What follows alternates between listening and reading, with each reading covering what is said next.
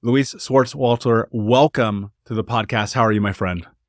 Hey, I am so great. And thank you so much for having me, Michael. Yeah, it's an honor. We got to connect before we sat down to do this recording, and your journey to healing your mind, your body, your soul is such an incredible journey that I was just compelled. It's like, we have to have this conversation. As someone personally who went through a tremendous amount of suffering dealing with an autoimmune disease, who was as sick can be a decade ago, I resonated with your story and your journey to healing so much because, like me, you've done a lot of everything to get to where you are. You've healed your mind, your body, your spirit, your soul. And when I think about this journey, for those listening especially, it's like, if you are not in integrity with your health, wealth, and your relationships, life is going to be very hard. And so I'd love to just jump right in and you tell us a little bit about your background. What was childhood like and what kind of led to the illness and the sickness that you dealt with? Yeah, absolutely. I think I had a pretty normal childhood. I grew up in the Midwest. Okay. I had one brother. Just like many of us when we're with our siblings, I always kind of felt like my brother got to do the fun stuff, Michael. Like, he got to go work on the cars and he refinished our basement, right? Where maybe the chores that I had to do around my house weren't something that was, I helped clean the house. I helped, dust. And so I would say, but basically a pretty normal childhood. I was outside a lot. I rode my bike a lot. But what happened was I really got sick after my second child was born. So years later, fast forward, I was really sick. I ended up on oxygen for like 3 years, and I had 2 small kids at home and just wanted to be their mom. And the diagnosis, just like, with you, it was like fibromyalgia, MS, chronic fatigue. Doctors didn't really know. And so I was on my own to kind of figure it out. So none of the medical stuff helped me at all. And I ended up with a chiropractor, acupuncturist. I pretty much did everything. And I remember feeling like, and just praying at that time and saying, hey, you know what, God, you got to help me here. Because I need to be a mom to my kids. So my first why was just to get healthy, to be their mom. And again, I did everything. I changed my diet. I exercised. I took my supplements. I was doing it all, and I was changing my body, and I got like healthier in the body, but I still had this calling, like something wasn't right. Kind of like I still didn't feel like what I call me, like 100% me. And so then I started doing emotional work, and I moved my family from Chicago to New Mexico to be in the mountains, to be in cleaner air.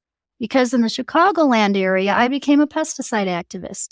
I worked with the mayor to sue the state of Illinois, and we won. Because all the herbicides, the pesticides used on the trees, the herbicides, all the glyphosate, right? I knew about glyphosate before there were lawsuits. I was like warning people. Because people would call me and say, hey, you know what? Do you think my dog seizures? My dog just passed on my neighbor's lawn. Do you think the dog is affected by those chemicals? So I had 14 articles in the Tribune. I became like a big mouth.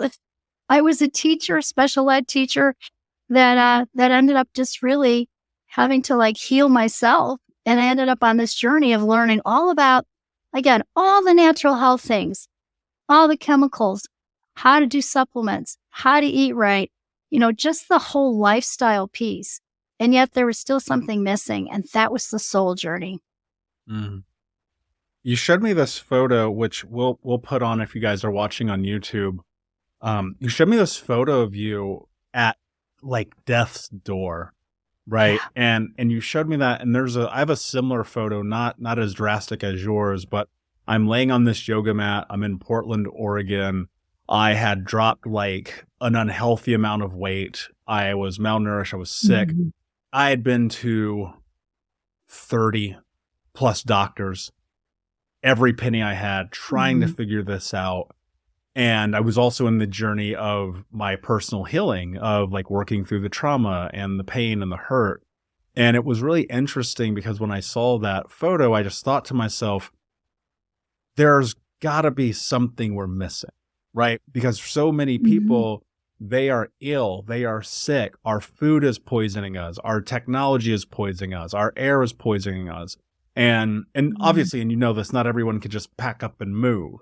But when you look at your life and in those moments of what I would call tremendous suffering, like, how did you keep Mhm. going? Because I know there's so many people who just, they're like, I give up, I quit, I'm done, I can't do this another day.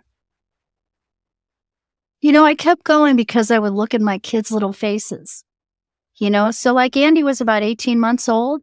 And honestly, what had happened was my hormones were way wacky and out of balance. My adrenals were shot. All that stuff was off balance. But what kept me going was just, again, my first why was to be their mom, And I was just like, the first doctor I went to said, how are you walking around on the planet? You are not absorbing any of your food. Mm. Your digestive system's a mess. You're not absorbing anything. He was an orthomolecular doctor. And I looked at him and I said, well, my son was born and I have to take care of him. So it's kind of like that poem Footprints, where God's spirit carries you. So I really did. I turned to God. I started praying and saying, hey, God, you're going to get me out of this. And I don't know how yet, but when I'm done with this, I'm going to do something big, something great. I don't know what it is yet. And then I had to get out of that chemical soup of all those pesticides and herbicides and everyone wanting their lawns to look like Soldier Field. The mindset, I just couldn't do it anymore. So I was researching where to go. And that's how I ended up in Taos, New Mexico, in the mountains at 7,000 feet in the sagebrush. No lawn. It's kind of funny if you think about it. So that's how I ended up there. And it was like God's cut. It was beautiful. We had double rainbows every afternoon when it rained. The mountains were beautiful. And it was truly my Adobe healing house. We were there for about 7 years. So that's how I healed, was just to really go to spirit, go to the soul. Yeah.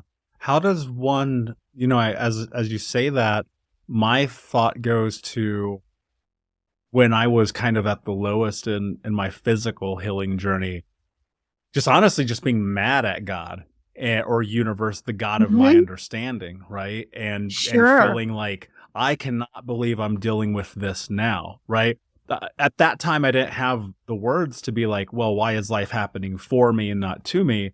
I was just frustrated and upset because all of the childhood things and the teen things and then hitting these rock bottoms, trying to actually make my life better, and then dealing with illness, dealing with sickness constantly and nonstop. How did you get to, like, was it a reconciliation? Did you have anger? Like, how does one just go to, like, God, you got to help me here, bro? Yeah, you know what? Again, I think it was just looking at my kids' little faces. I just really wanted them to, have the mom that they deserved. But I was angry too. In fact, I was so angry that I would throw glasses across the room to hear them crash. Okay, I happen to like blue glasses. I can drink out of a blue cup. I love this color blue, and all my blue glasses were broken. So when I would get really angry, what I know now though, and this is going to sound kind of funny maybe, but what I know now is I had entities attached to me. Now, I'm not going to call them demons. They're an entity. They're an energy. There was an energetic attachment. And what I had to do to heal my life and heal myself was try so many different kinds of things, including everything from biofeedback to neurobiofeedback to energy work to Reiki to pranic healing to Donna Eden's work, to all of it. I did it all. And I was on this journey of really feeling like 100% me and healing all of that. But you're right, Michael. I was angry and I would throw glasses across the room. And so was I mad at God or just mad? Maybe both, right? And I think of those as like entities, like energies that are attached to us that could even be ancestral. So what I know now is we hold trauma in the spaces of the brain. Our emotions get trapped there. The trauma gets trapped there. And there's actually a German doctor that did the work on this. His name is Dr. Hamer. And he discovered trauma causes illness. And how he discovered that was at age 17, his son was shot and died. And he got testicular cancer 3 months later. So his hypothesis was, hey, it must have been the trauma of losing my son that caused that for me. So he started working on the trauma. And I'm a brain expert, right? Special ed teacher, dyslexic therapist, lost my own brain power, didn't remember my phone number. I mean, I know the brain physically, mentally, emotionally, spiritually, and I do field work, energy field work with the brain. And so I was so fascinated with Dr. Hamer's work because he took SPECT scans of his own brain first before he started working on his trauma. And what he found was there was a lesion, like a little cellular memory bump, a lesion in the brain. And when he cleared the trauma, the lesion went away. I clear those. I figured out how to do it. So that's what we're doing is when we are that sick and we have all that trauma built up like you did with your childhood, we have the spaces in the brain that hold on to that. And until we clear that all the way, it creates like a little pattern, almost like a record player or a tape that keeps playing. And that's what will trigger someone in PTSD. So let's say they get triggered when they have because that trauma gets re-triggered until we clear it. But we have to clear it at the brain soul level for it to be complete. One of the things, I'm taking notes here as we go. I think it's incredibly fascinating. One of the things that I was thinking about as you were talking about this is Dr. Bessel van der Kolk's work. And he obviously wrote The Body Keeps the Score. And there's so much data to support, and I guess further Dr. Hamer's work about this idea that our body and our brains truly does keep that energy. And what's really interesting, and I know this can sound woo-woo, right? And trust me, I'm the first guy to be like, this, by the way, let's be very clear about this, right? I'm the first guy to go, energy work, get the out of my face. What are you talking about, right? And it's so interesting to me that my willingness to do it anyway has become a big part of my journey, from anything from Reiki to transcendental meditation to hypnosis to energy clearing to, just regular therapy. Every modality, name a modality of therapy, I've done it. That's not a joke. It's almost impossible. There's almost nothing you could name, right? And what I came to realize was, if it's true that our bodies contain DNA, which they say up to 7 generations that you can actually measure from a DNA analysis, then why is it unreasonable that things that happened 7 generations ago to your great, great, great, great, great, great, great, great grandmother couldn't impact you in some capacity? And what's interesting is in this one hand, you have this scientific backed concept, right? Because everyone knows that once the final DNA sequences were completed in the late 90s, we understood the human genome. And the part that probably most people really don't wrap their head around is like, we live in a planet that is just perfect enough conditions to sustain human life in an infinite galaxy spinning around a sun that goes around in circles, keeping us alive, that allows us to sustain life, build and create life. So why in the world would you be, I almost want to say, so selfish as to not believe that there's an energy around us, right? That's a great point. And so let's go into this, because I don't want to lose people in this, because you would have lost me by now, right? What is energy?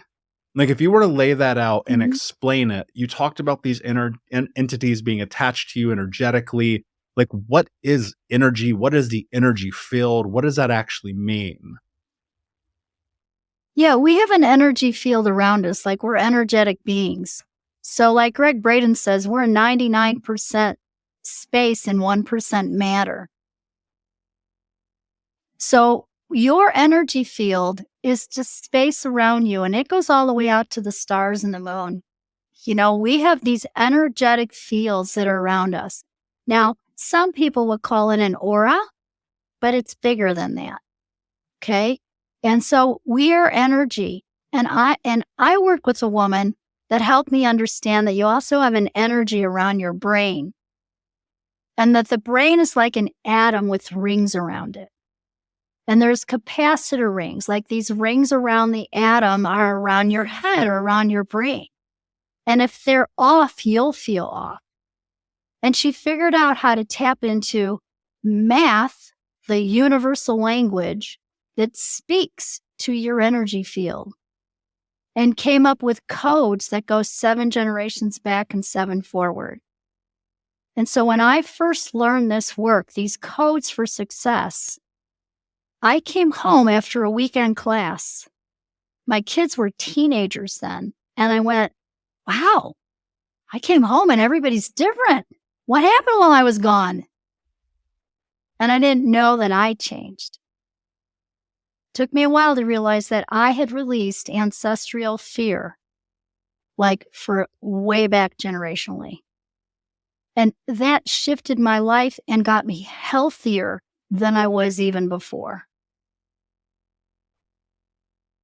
And then I started using it and teaching it. And then later I developed a whole system, right? So I developed a system that works on the body, mind, spirit, and the energy field. Because what I found is if we're not working in the field, in fact, I show people in my events that the pain in your shoulder doesn't start here. It starts out here in the field. And if we don't work in the energy field, we're missing the boat. And I show that with kinesiology, with muscle testing. And in 5 minutes, I can take someone's pain away using these codes, using the emotional work, clearing the spaces in the brain where that trauma got stuck. Yeah. And, it's funny. I think about some of the experiences that I've had and how sometimes muscle testing is spot on. In fact, I thought it was nonsense. Where was I? I was in Thailand. I was in Koh Phangan with my friend Ryan, and we were at his house, and he was like, "Hey, I want to muscle test you." And I was like, "This is stupid. You're going to tell me that you're going to have me hold something and figure out whether or not my body wants it." That's what muscle testing is. You take an object, you take a product, you take a thing, you put it in your hand, and you see whether or not you can hold stationary as somebody tests and see whether or not your body wants to accept it. And I said, and so look, just pure transparency. I am a person who it's like, prove it. Like I am prove it, right? And so Yes. I go, I don't believe you. I'm going to test you testing me. And what I did is I had a t-shirt, I wrapped it around my eyes so I was blindfolded, and I had him give me things to hold. And as he did that, every time he did one and he pushed and my arm fell, I would ask him what was in my hand. And one time he was like, "Oh, that's a piece of bread." And I took the t-shirt off my eyes. I looked down, there's a piece of bread in my hand. I haven't been able to eat gluten in 15 years at this point. Right. And then he gave me like an orange and it was fine. And then we tested like some random vitamins that we had, and we did all these different things. And it's like that's so energetic. It's if the body keeps the score, the body also knows the answer. Absolutely. I believe that. I would love for you to extrapolate on that a little bit more. Yeah, absolutely. So if the body keeps score, the body knows the answer. So what muscle testing really is, it's called kinesiology. A lot of chiropractors use it, coaches, therapists. I got really good at it. I'm like a medical intuitive, but really what's happening is your nervous system is connected to your muscles and your whole body. So when you see somebody who's working with someone using kinesiology and they put their arm out and they ask them to hold and they push down gently and they get a yes and a no, they're calibrating your system, figuring out what your yes is, what your no is, finding out how you're going to respond. And the simplest thing is to respond to a supplement. But I teach people how to tune into the energy field and figure out what are the traumas and when do they start? Age 6, 3, in the womb, great-great-grandmother? I just did 40 generations back on a woman earlier today. We cleared patterns, the generational patterns are coming up big time right now. So I can go into the field and actually muscle test and find out intuitively what's happening for a person, when it all started for them, and clear those traumas so that they don't have to hold those patterns anymore. And then we rewire the brain using these codes.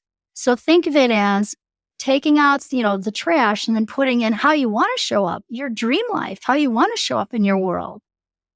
And so it's really a system. It's a 5-part system. And again, it came from my own experience. It came from all the things that I learned, just like you, going to all these different healers and people and everything else.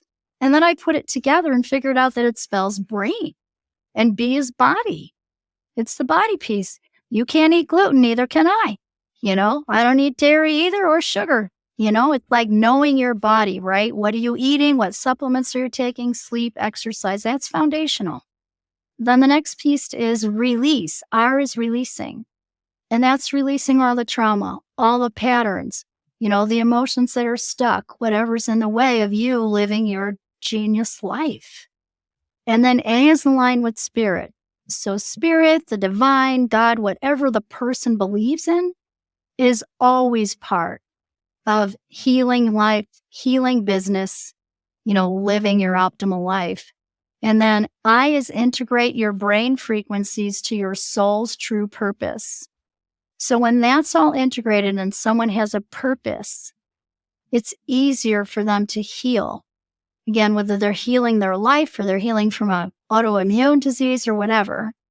And then N is new program. And I think that's missed a lot, honestly. So if we're not rewiring the brain and the energy field and you with your program, then we release some stuff. Great. You might feel lighter, but there's that other piece that we have to do, and that's the rewiring.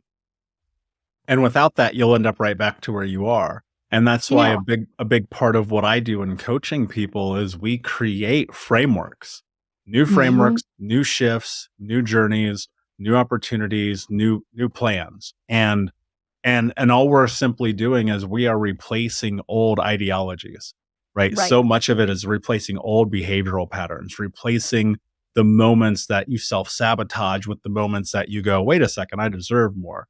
And that's so important. I want to go into something a little bit deeper because we're going to go into and create some frameworks for people to really truly understand like these 5 steps to reboot, right? But you have this moment, you're in this position of changing your life. You're dealing with this illness, trying to be a mother, trying to heal, going through all this. If someone's in that place right now, someone's sick, maybe they're trying to be a great dad, or they're trying to run a business or find love, or they're dealing with children, or, whatever that thing is in their life, but they are dealing with this illness that is just taking and taking and taking. They're doing everything. They're throwing everything at it. They've gone into debt over it. They've lost family and friends over it. It's consumed them, right? Because you know how that is. It consumed my whole life. It consumed your whole life. Where do you start? You really kind of still start with the body, but you got to do it all, So, you can start with journaling to start beginning to heal some of those emotional patterns. The truth will set you free. So like the reason when we say, like, here's a crass example. Okay, if I'm frustrated and I say, oh, shoot, I actually don't feel better. It's the power of the right word.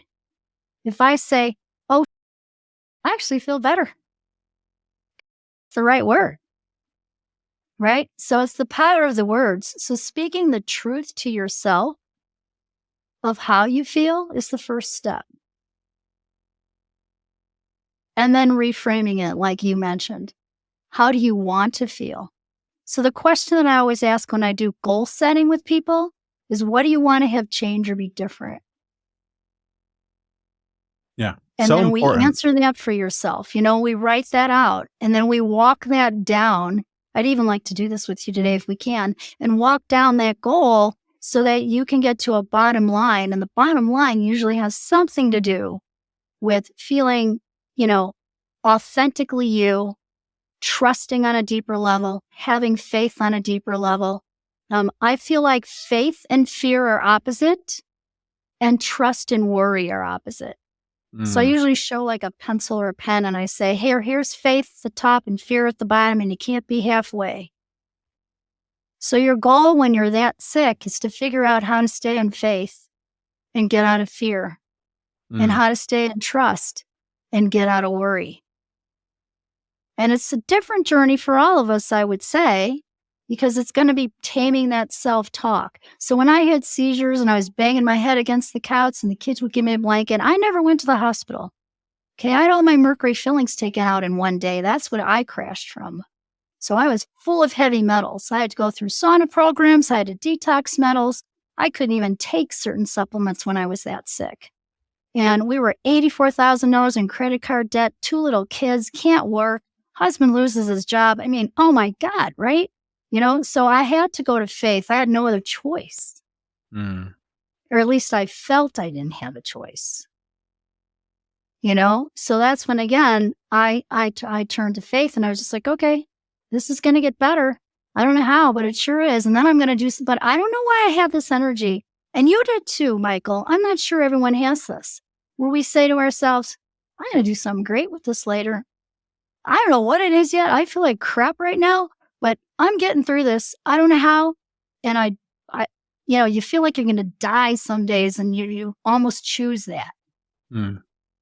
But there's a resilience that was in you and in me that made us go forward. Yeah. That's famous. I think for me, it's beyond that. And I've shared this publicly, obviously, but anger drove me. Just a tremendous amount of being pissed off, right? Okay. Just looking at my life and going, I have had the worst. So why the hell can I have the best? And that's what it really came down to, right? You talk about looking at what you want versus what you've had.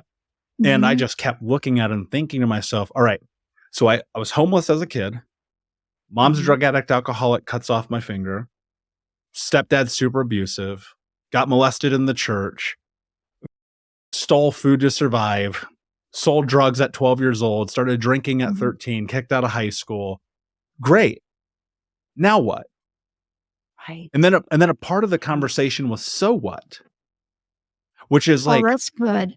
Which is like a really intense thing to wrap your head around, right? Because you're sitting in this experience and you're looking at it, and it is pain, and it is suffering, and it is hurt, and it takes, and it makes you, without even recognizing, because it's so subconscious and built into you, into your brain through enmeshment and grooming. Now you're self-sabotaging, you're destroying everything you touch. And luckily, I mean, talk about purpose, like the greatest moment of my life is hitting rock bottom at 25 years old. Like the fact that I got a jump start on most people is the reason why I'm here today. But I was on the verge of death. Like I look at my life at 25, 26, being 350 pounds, smoking 2 packs a day, drinking myself to sleep, $50,000 in debt, a nightmare of a human being. And I was just a step away from either killing myself or someone else. Like I know that had I not made a decision to create change in my life, I would have been dead by the time that I was 28. There's just no way around it. The energy was so heavy. It was so dark. There was so much pain and suffering that I did make that decision. And you talked about the truth will set you free. And for me, it was stop lying. Like that was the thing. The energy that I carried around being a liar was built into necessity, right? Don't tell the cops what happened. Don't tell the teachers what happened. Don't share the things that happened, right? And so one of the things that I started to understand was building into not only the why I wanted something different and better, but the why I was behaving the way I was behaving. And I think when you get to that, that's something you can create an anchor around. Because most people will sit and they will listen to this conversation like, oh yeah, I want to get healthy. I want to heal my life. I want to be better. But they don't ask themselves why their life is so bad to begin with. And I say this all the time, you're not culpable. It's not my responsibility. My childhood's not on me. Irresponsible people who did not do their work, who were hurt people, created my life. And then at some point, thank God, because of a rock bottom, it really truly became, well, what are you going to do about it? And the so what element of that is not dismissive. It's more of just looking at it and going, okay, you can't change the past. Exactly. There's nothing you can do about on this timeline in terms of the literal things that have transpired. You can't do anything about, yes, I can't take back anything I just said. The only thing I have control of is this moment. And when I realized that, it changed my life forever. And that's why almost 14 years later, we're having this conversation.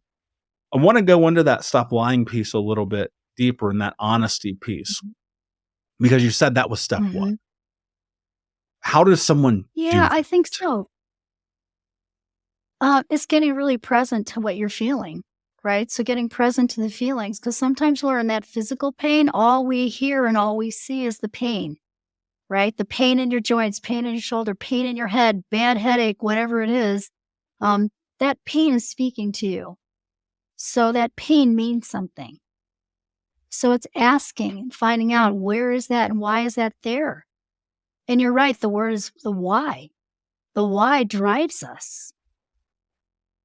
So really thinking about that why. But see, I believe, and that's because maybe of the work I do, that we can clear the patterns and take the charge. Just like EMDR work, right? You take the charge off the emotion that's being held there, that emotion of shock, panic, trauma. When we release the emotion there, or the charge on it, if you will, in other words, you still experience what you experienced. Absolutely. So did I. It shaped us. It was the best gift I ever had. I would have stayed in Illinois and been 2.1 kids, the puppy dog, and the white picket fence. I would have never moved my family to New Mexico and had all these amazing experiences and started my business. I was going to be a teacher my whole life, right? But I crashed. So that was a gift for sure. But what I do know is now we can clear the traumas in the spaces of the brain. So years ago, I had a woman who came in for a nutrition appointment and biofeedback. It was a Saturday afternoon. I'll never forget it. She had breast cancer that went into brain cancer. She had 13 brain tumors. And UNM Hospital here zapped him with chemotherapy. Her cousin brought her in that day and said, she didn't even know who she was for 2 months. They zapped her brain. I was surprised how much she could remember. And I did this process called a soul tie box, where I put the bottom line goal in a box, and I intuit and draw strings on the paper of all the traumas that were happening for her in her life. The trauma of having the chemotherapy, the trauma of, the radiation, of being sick with cancer, but all the childhood stuff too. And we cleared a lot of mom wounds, a lot of her mom stuff. And when she left, I counted 13 strings. Now she had 13 brain tumors. That was a light bulb moment for me. She was my teacher, right? Each one of those strings was a tumor. Now, if I had cleared her of those traumas before she went to UNM and had the tumors zapped, would the tumors have shown up? I don't think so. So what I know is everything really is energy. We're energetic beings. We're physical, mental, emotional, spiritual, and we're energetic. And people have meditated and have gotten rid of, illnesses, trauma, all kinds of stuff through meditation, because they're changing the energy and they're changing the vibration. So when we're that low, our vibration is low and we're affected by everything around us. We're too weak not to be. And then when we raise our vibration, and really that's what we want to do on the planet. That's why you're doing your podcast. That's why I'm doing mine, right? We want to raise the vibration on the planet of all the people so that they can be resilient and live the life they want. Absolutely. Yeah. And what's interesting about that too is what a big part of my healing journey was getting into a practice of yoga. There's no question about that. And I've shared that publicly here many, many times. I didn't see it or understand it in the time, right? Because it was too present and it was a forest for the trees kind of situation. But I was raising my energetic level, right? Physically, mentally, emotionally, spiritually, and energetically. And what I started to really understand was the more that I got deeper into presence, the more I was able to actually navigate the world. And in fact, a really odd thing happened once. One of my great friends, her name is Cole Chance. She has an amazing yoga channel on YouTube. And at the beginning of my healing journey, I was watching her YouTube channel, and this is like 2010, no, 2011, 2012, somewhere in that window. I don't know. Oh, And it was on the backside of like getting these yoga DVDs. I lose all this weight doing yoga. It becomes a huge part of my life. I see my community change, my friendships change, my health change. Fast forward, I'm at a random Toastmasters event in Bali, of all places, just doing the Toastmasters thing. mhm. And I feel the energy of this woman in front of me so palpable, like it was just there. We started talking. I'm like, I know you. I don't know why I know you. I know you. And it dawned on me. We go to lunch a few days later, and I was like, oh my God, I watched your yoga videos for like 2 years. Right. And it's like, because of the energy, I connected with her energetically in a place where it's like, why would that even happen? And so the point in me telling you this story is because you attract what you are. And if you Yes. look at your life in low energy, I promise you, I know it sounds insane until you really look at it. But if you are in low energy, your friendships are going to be terrible. Your health will be terrible. Your relationship will be terrible. Your money will be terrible. Your sex will be terrible. Everything will not be what it could be. And when you Right. raise that energetic level, you will notice everything around you changes, from your money to your health, your wealth, your relationships, mentally, emotionally, physically, spiritually, energetically, sexually. In every single way, you will be different.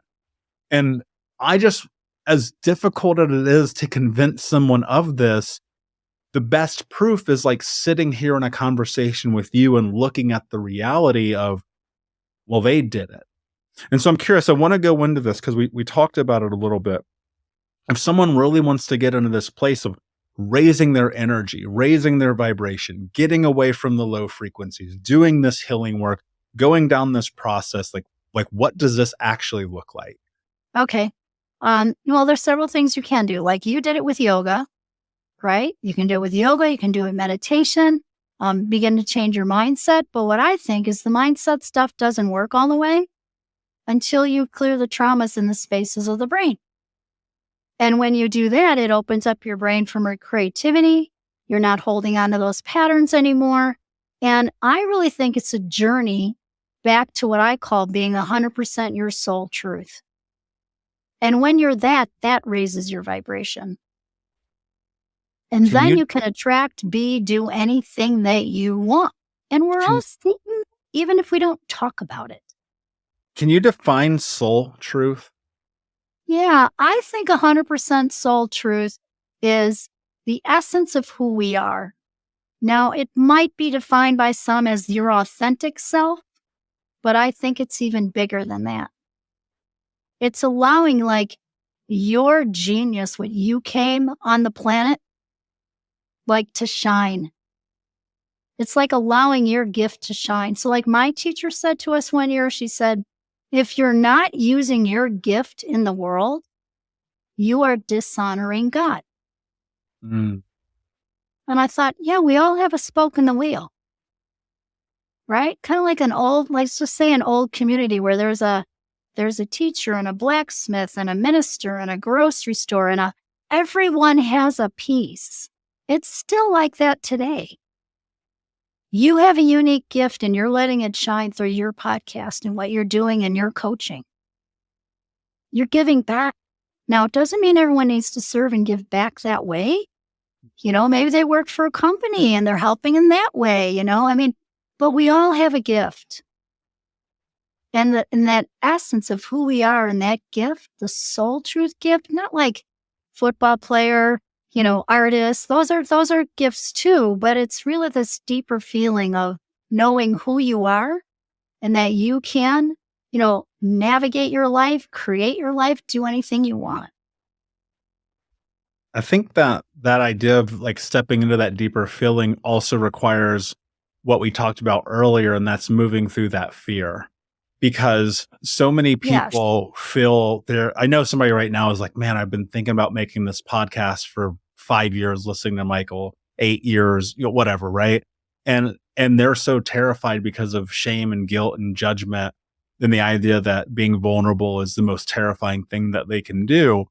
And what I have come to find is that probably more so than anything, the part about finding the deeper meaning and part of your soul is about facing your fear, is about doing the thing that's in front of you that you're terrified of. And it Mhm. almost frees you. I truly believe this. I used to work in corporate America, Fortune 10 company. I wore khakis to work and a polo t-shirt and sat at a desk with a headset on all day. And I hated my life. I hated it. Mhm. And I was miserable. And I was so scared to go and build the life that I now have. And for me, courage is one of the anchors that has like created my life today. And it wasn't until I Yes. faced the fear of literally quitting that job in the face of making over $1 million working there to be like, I'm going to go make $0 and figure out how to do this. Right.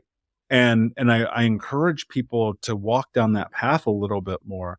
You talked about clearing, right? And we talk about this idea that in order to Mhm. really step into this, we've got to get some things out of the way. I told you that I would be a willing participant in a live demonstration with you.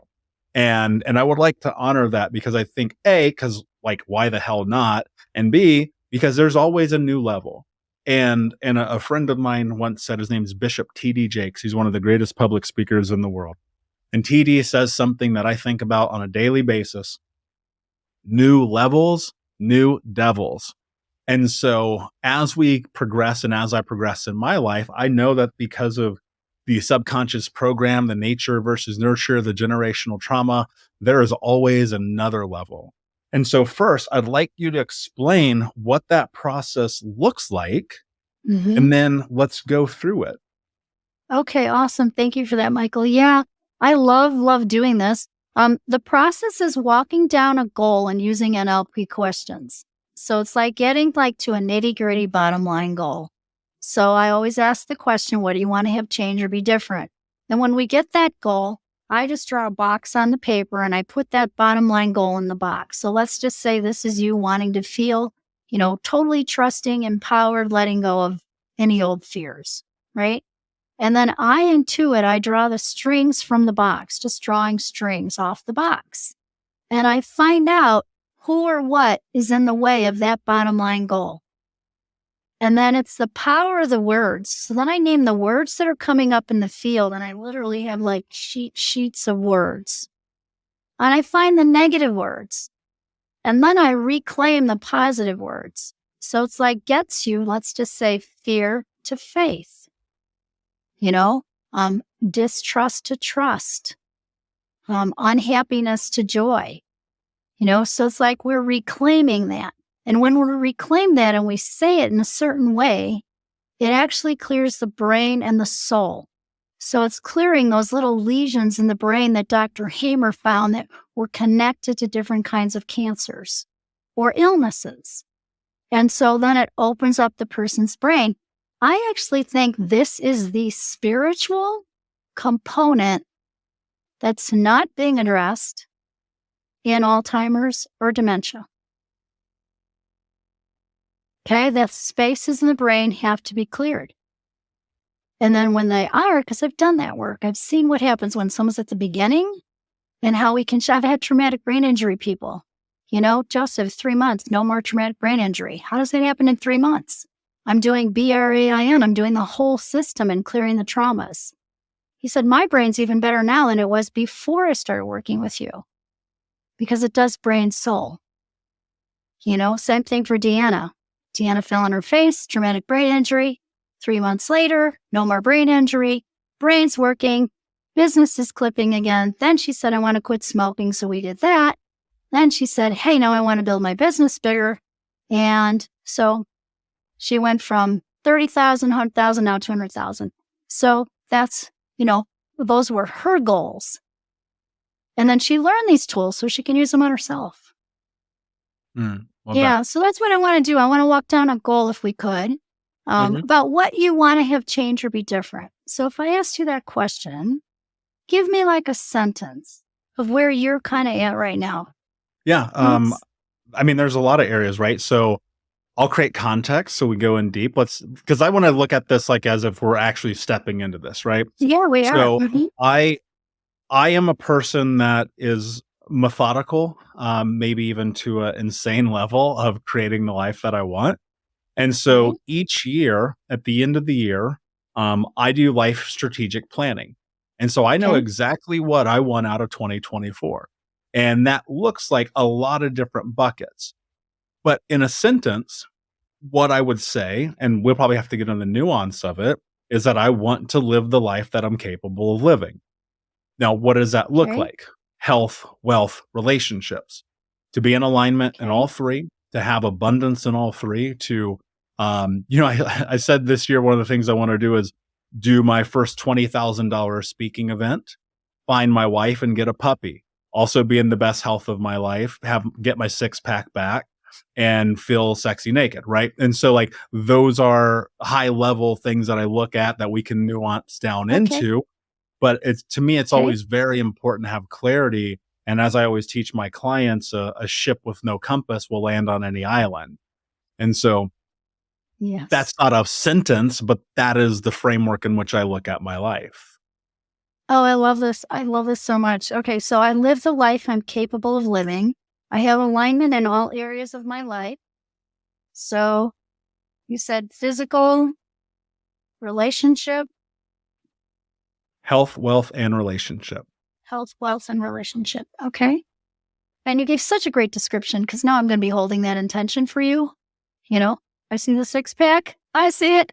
I see the puppy dog, right? We got to see it. We got to see the whole thing, Right? right? We see the wife. We see it all, right? Hmm. So I live the life I'm capable of living. I have alignment in all areas of my life, health, wealth, and relationships. So if you're in alignment now in your life and you're living the life that you're dreaming of here, what would you be doing then you're not doing now? Oh, it's so difficult because I feel like I'm doing the thing. I'm so like regimented and like doing the things. I'm like, what would I be doing differently? The type A in me is like, have I checked all the boxes? Uh, Right? well, Business coach, dating coach, health coach. I've done those things. They're in play right now. Game okay. plan, discipline, schedule, assistance, team. Like, what am I missing? Oh, you're so good. Wow. No, because there's always something, right? What would I be doing differently? I almost want to, as crazy as this would sound, I almost would say I'd be more. My initial thought was be more disciplined, but I think the truth is to actually allow more space. Okay. I think Nice. if I were to do something different, I would create a larger space and container of allowing. Well, that's great. So I allow more space, a container of allowing. Because if you ask many of my friends, they will all tell you I'm the most disciplined person they know. That is so awesome. And do you feel like you had that discipline before you went through your trauma, or did it come after? um, I've always been stubborn, Okay. and I think that was a survival mechanism, right? It also is my golden handcuffs. It's the very thing that has created success and also the very thing that took away. And I always was disciplined about certain things. And then I Mm. realized that in order to have the life I wanted, I had to be disciplined about everything. Okay. And that only Okay. came to answer your question, that came after rock bottom. But even more after that, I mean, it probably didn't really come for another 5 or 6 years until after. I was in my early 30s. Hmm. You had a gift at a young age. You did. I know it was hard, but look where you are today. Congratulations. Yeah, I mean, well, it's like I got part of me is like there's luck involved in that, and the other part of me is like, well, as a spiritual being, I probably chose this path. Well, healer people go through struggle. People who are in deep service like you are and healer people always have a struggle. And see, I wonder, I'm so curious when we dive in today, how much of that is ancestral for all of us? It Mhm. almost feels like the older souls have more stuff to clear. I used to kind of laugh at myself and get a little bit mad and be like, well, how come my brother can't do this work? Why do I have to clear him too? I'm clearing Mhm. ancestral work for my whole family line, right? Um, let's see. So I live the life I'm capable of living. I have alignment in all areas of life, health, wealth, and relationships, and I allow more space, a container of allowing. If all that's happening, what will you tell yourself then you're not telling yourself now? If you could do this, what else could you do? Right. And if you're telling yourself, if you could do this, what else could you do? And you're allowing more space, this container allowing. You have this alignment in all those areas of your life. You're really living the life that you're capable of living.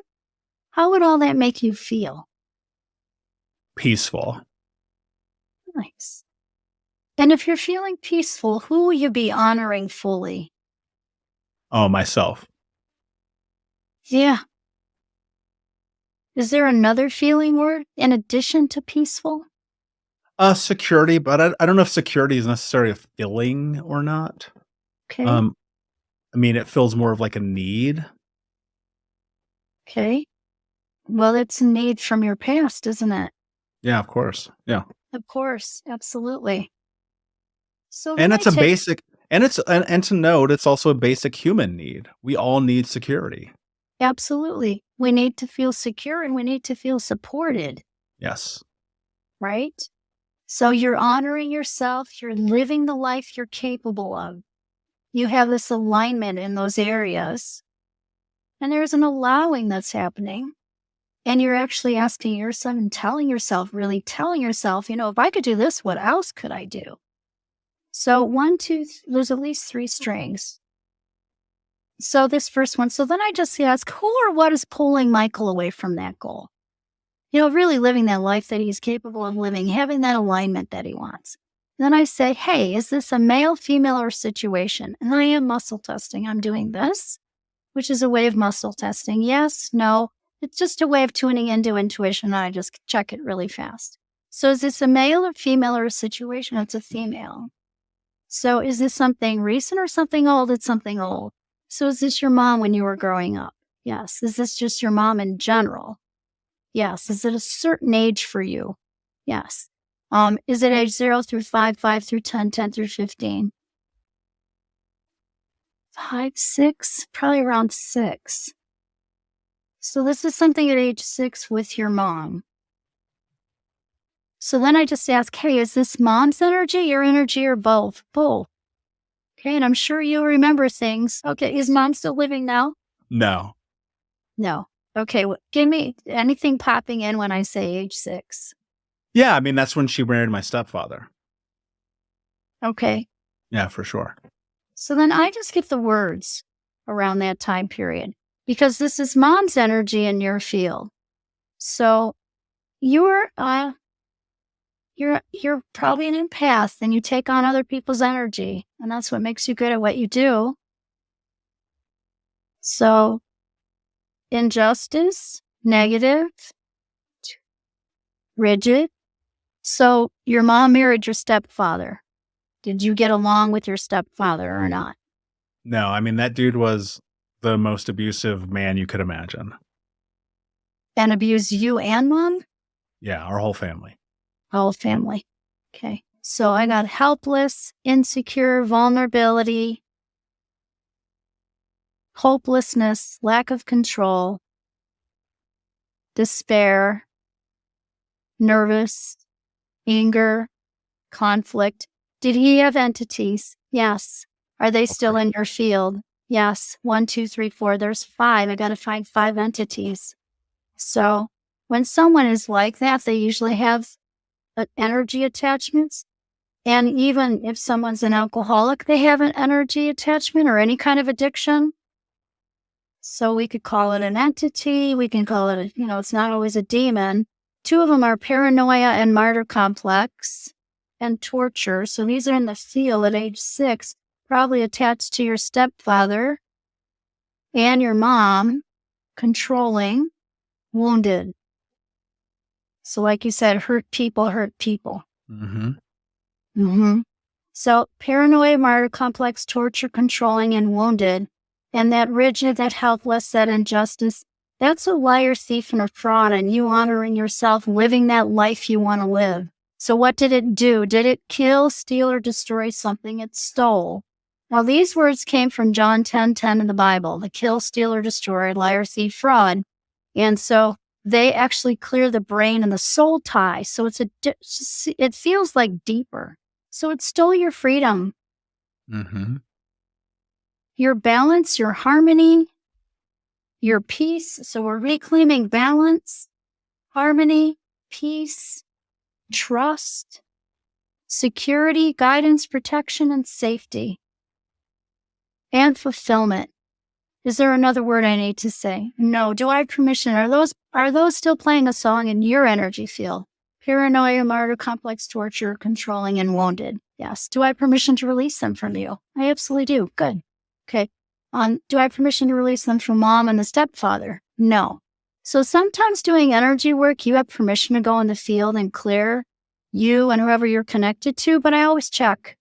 So if these are still playing a song in your field, we have permission to release it for you, but not your mom, even if she's on another side here, or your stepfather. So we're just going to do you. So we're going to say, hey, that paranoia, martyr, complex, torture, controlling, wounded energy, if it's still playing a song anywhere in Michael's field, get out now. You're not allowed. You're not allowed in his physical body, mental body, emotional body, spiritual body, in all space, all time, and all dimensions. So get out now. In the name of God, in the name of Jesus, your higher power, your divine, whatever that is for you, it must go to the light now. Leave now. Rakma! Awesome. Cool. Did you feel that? Yeah, it's like a sweeping. Yeah, you're going to be lighter. Good. Excellent. Hey, tap your belly button 8 times. That brings you to higher consciousness. So just kind of tap just so we clear that out. Good job. Awesome. Okay, what's this next string? What does it have to do with? So this is allowing more space. We heal in the spaces. That's why I'm in New Mexico. There's blue sky here, lots of space. Okay, different than like New York City, right? Where it's all smashed and, cement. So we heal in the spaces of the brain, but we heal in space. That's why people take walks on the beach, right? Walks in the mountains, walks in the woods. How we feel, and we're like right next to nature. Okay, so is this a male, female, or a situation? It's a situation. Is it recent or old? It's an old situation. Is this an old situation with Michael? Yes. Is it in his lifetime? Yes. Is it when he was a child? Yes. Is it 0 through 5? Yes. Is it womb? So this is womb energy. So this is probably your mom's emotions when you were in the womb. So let's find out what those are.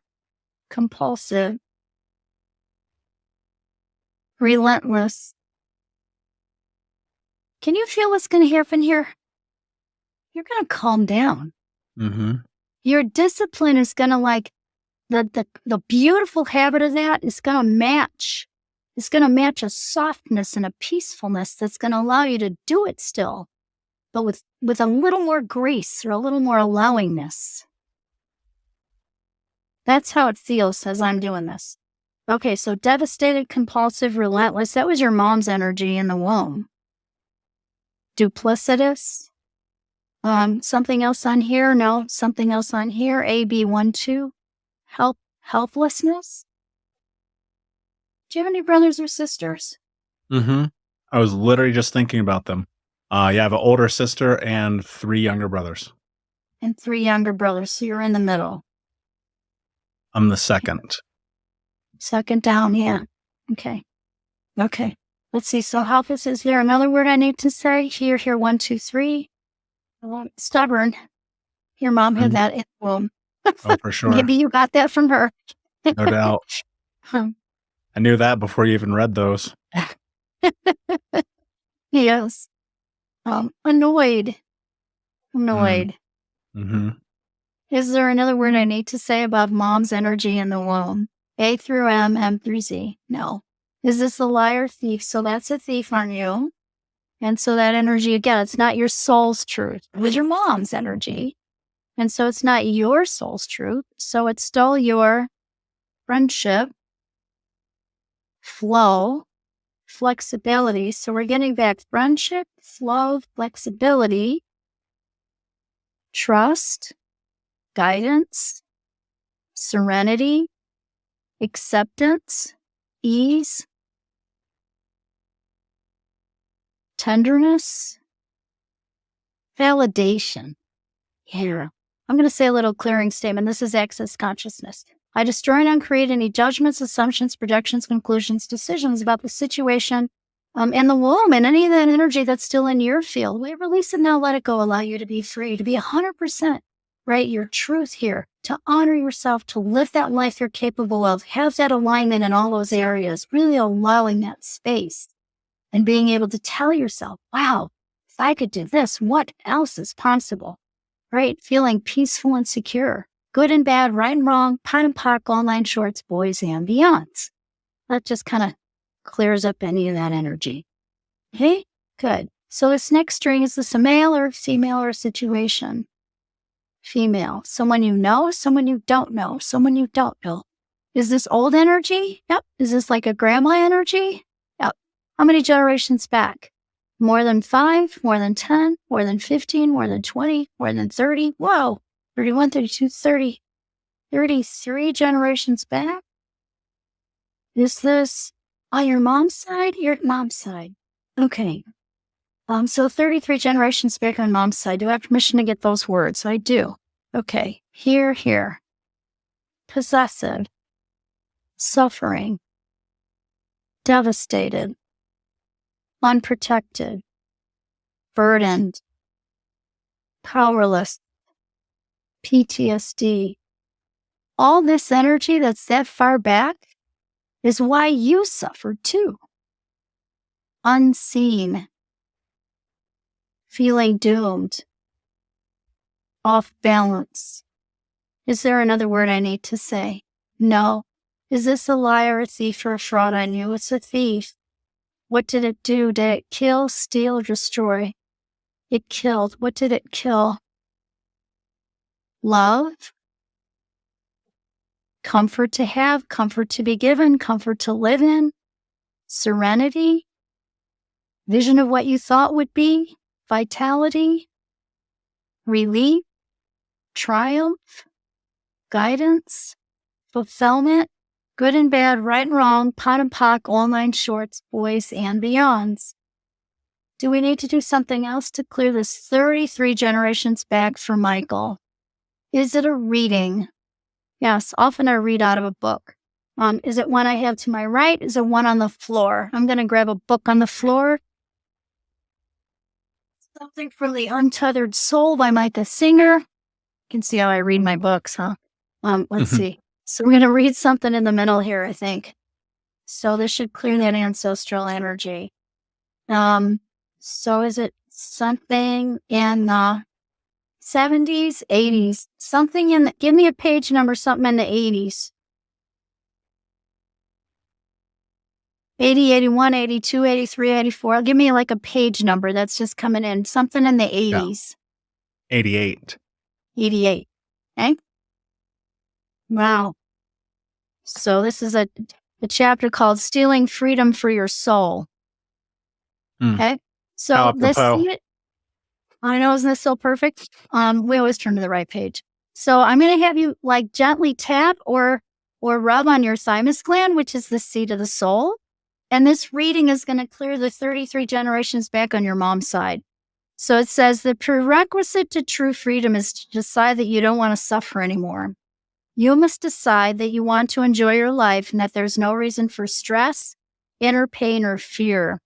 Every day we bear a burden that we should not be bearing. We fear that we're not good enough or that we will fail. We experience insecurity, anxiety, and self-consciousness. We fear that people will turn on us, take advantage of us, or stop loving us. All of these things burden us tremendously. As we try to have open and loving relationships, and as we try to succeed and express ourselves, there's an inner weight that we carry. This weight is the fear of experiencing pain, anguish, and sorrow. So every day we're either feeling it, protecting ourselves from feeling it. It's such a core influence that we don't even realize how prevalent it is. When Buddha said that all life is suffering, this is what he was referring to. Did we successfully clear that old energy 33 generations back? Yeah, that's exactly what you talked about earlier, right? making that decision. You don't have to do that anymore. Cool. Are there any other strings we need to clear on this situation and these goals for Michael today? Yes. Is it something I can do quickly? Yes. Is it a male, female, or situation? It's another situation. Is it recent or old? It's an old situation. Is this also ancestral? Yes. Is this ancestral on your dad's side? Let's do your dad's side real quick here. So this dad's side, how far back? Is it more than 5? It's more than 10, 11, 12. It's about 12 generations back on your dad's side. If I find the words, can we do it? Yep, we can.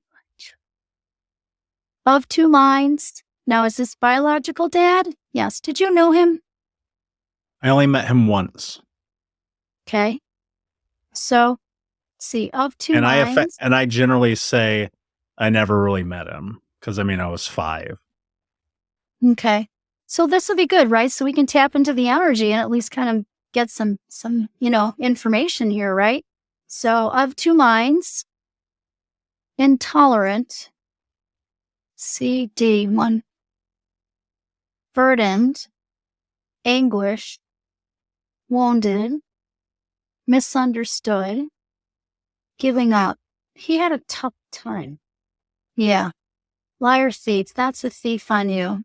Killing, stealing your hope, love, freedom, friendship, joy, comfort to be given, comfort to have, peace, trust, security, protection, fulfillment, prosperity, vindication, grace, and letting go. All right. Did we clear that? Do I need to do a reading? No. I destroy and don't create any judgments, assumptions, projections, conclusions, decisions about the situation of just the generational string with your dad's side.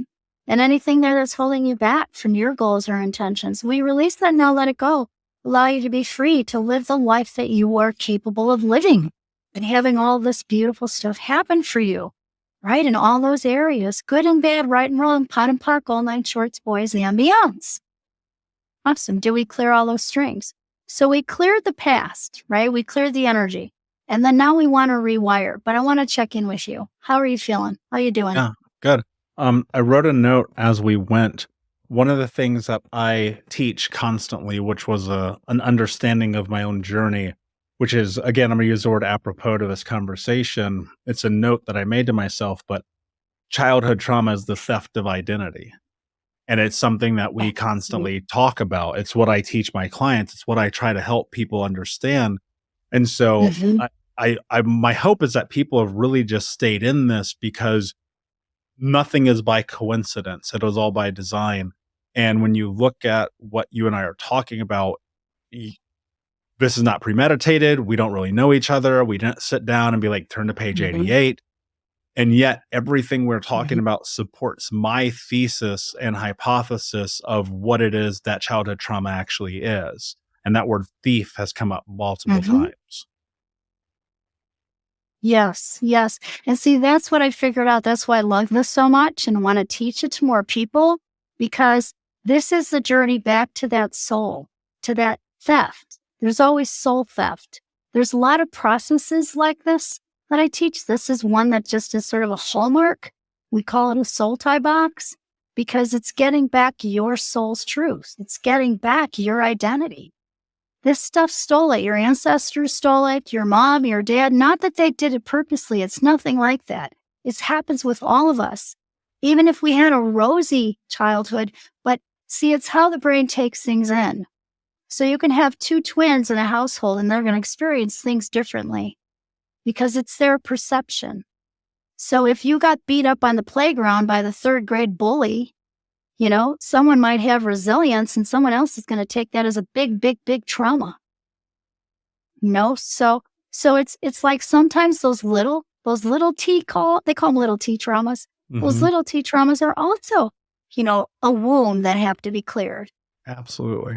Yeah. And that's one of the things I talk about in the work as well, is sometimes it is just the smallest thing that seems so insignificant or minuscule or tiny, and yet it has shaped exactly who you are.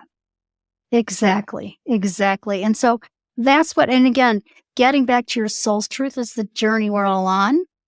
And this is just a faster way, Mm. you know? So, like, what we did is kind of did the releasing piece. Now we want to rewire.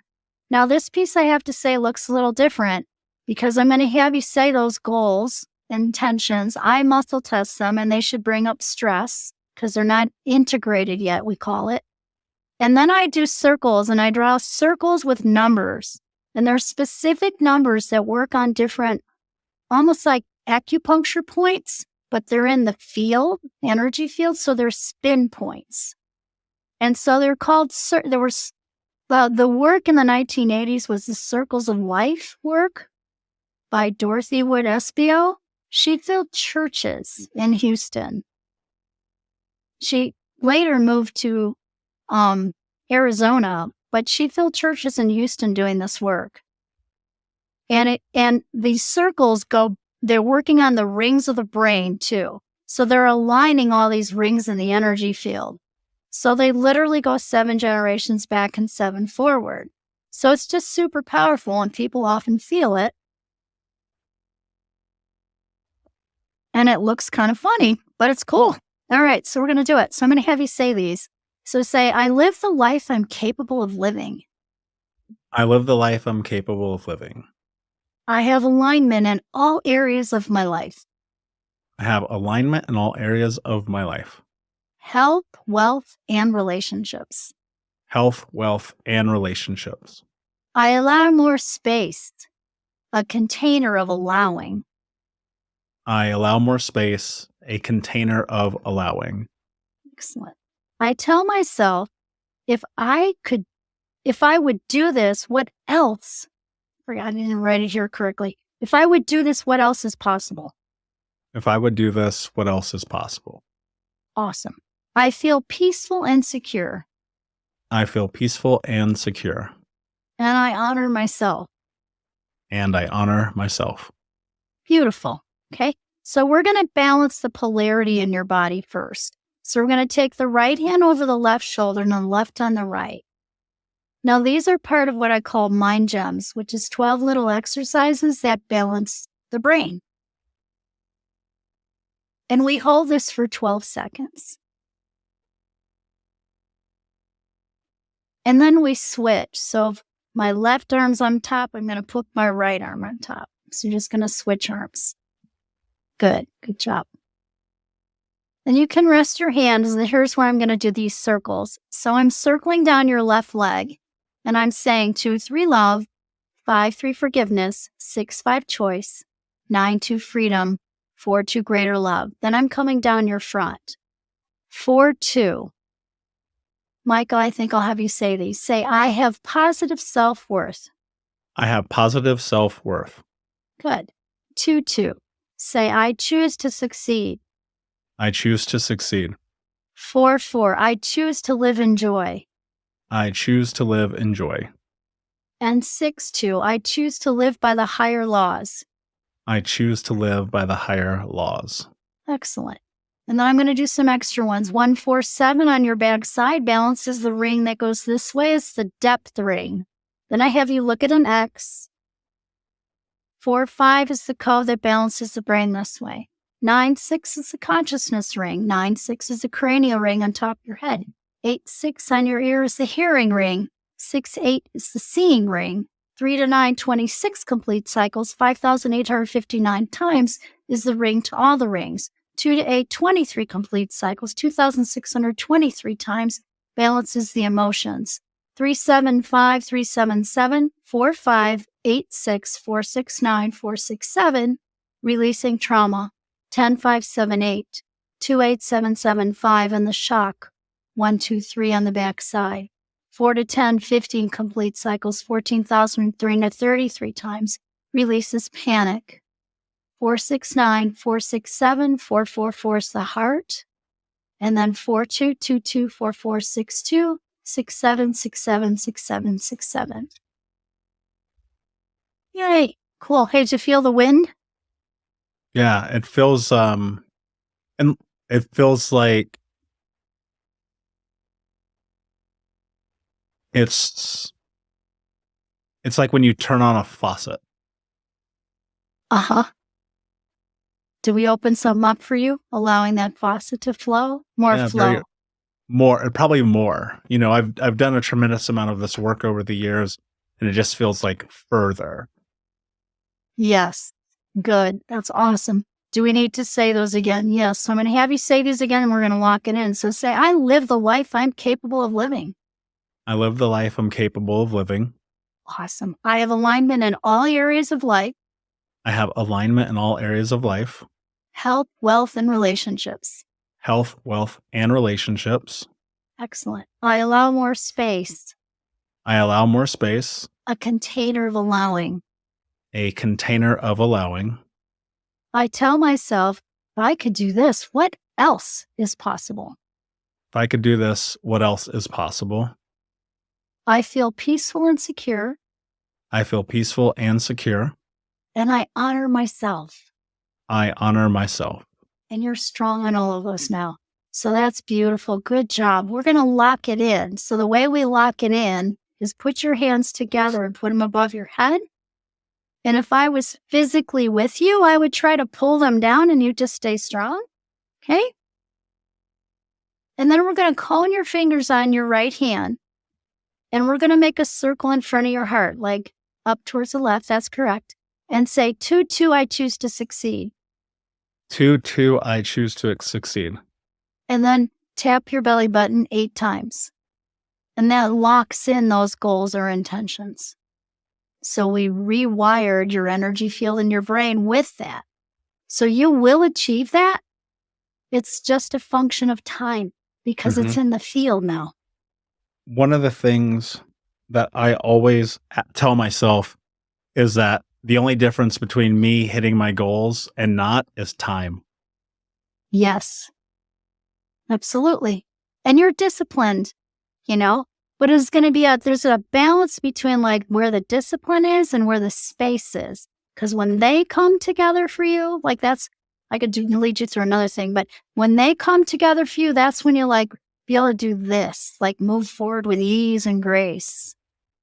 Yeah, and I think that's a big part of what it is I look at resistance, right? And a question my mentor David Meltzer always asks me is, how am I interfering with my life? And interference is resistance. It's resistance of capability, possibility, all the things that are in front of you. And to me, one of the big reasons why I wanted to both have you on and go through this conversation, but to do this exercise is because I want people to understand that resisting what you don't understand or don't know doesn't mean you can't learn from it. And giving them permission Absolutely. to just see what happens. And maybe my hope is this will spark curiosity for people. And I want to invite them to come and learn and attempt to step down this path with you as well. I've done energetic clearings over the years, and even in what I believe it to be in times facetious, I always see something, there's a residue and a residual effect in the backside of it. And even though it may seem like you're like, what in the world are you even talking about? I cannot have a more,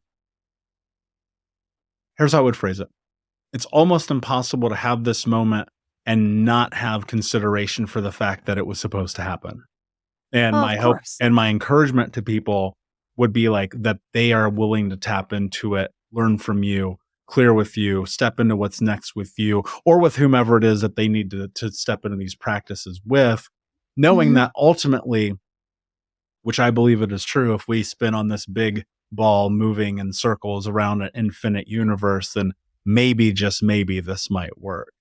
I want to say thank you for that and that beautiful experience. It's something that I'm actually going to go back to this. I'm going to go to my library and grab Michael Singer's book right now because I have it. And I'm going to go read that page again. Before I ask you my last question, and I know that we are out of time here, I want everyone to know where they can connect with you and how they can get in contact with you. Yeah, absolutely. And you look lighter. I wish I would have done a before and after picture with you. Sorry, I just had to say that. It looks really good. We have it on video. I'm so excited. That's right. It's on video. It's so good. Yeah, it's brainsoulsuccess.com. or louiseswartswalter.com. You can connect with me there. I also have my own podcast. It's the Brain Soul Success Show.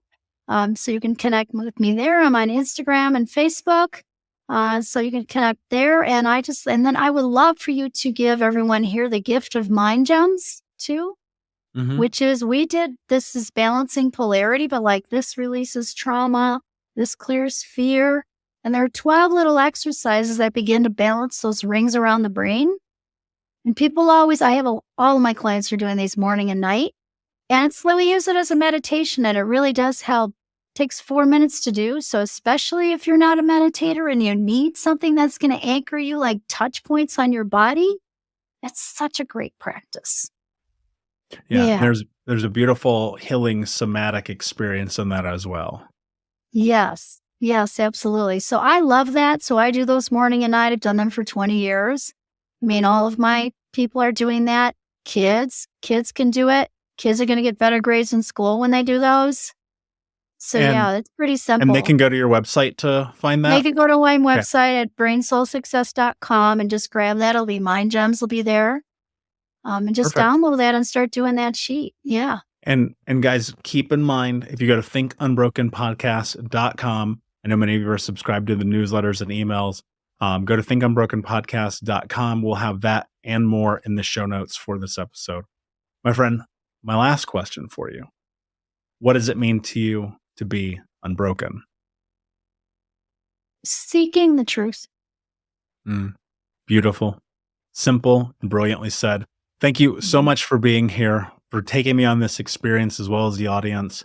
Everyone, thank you for listening. Please remember, every time you share this, you're helping others transform their tragedies to triumphs, breakdowns to breakthroughs, and helping them become the hero of their own story. And until next time, my friends, be unbroken. I'll see you.